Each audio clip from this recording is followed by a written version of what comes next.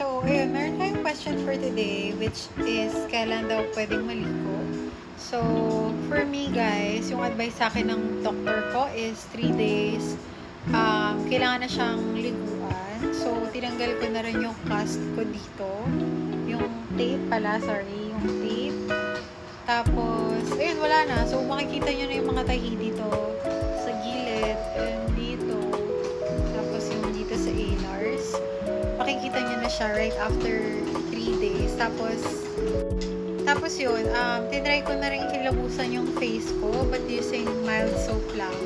Kasi baka ma-irritate or ano mangyari dun sa sugat na part. Pero hindi masyadong maganda yung hiling ko guys, promise. Like, gagawa ko na separate video for that.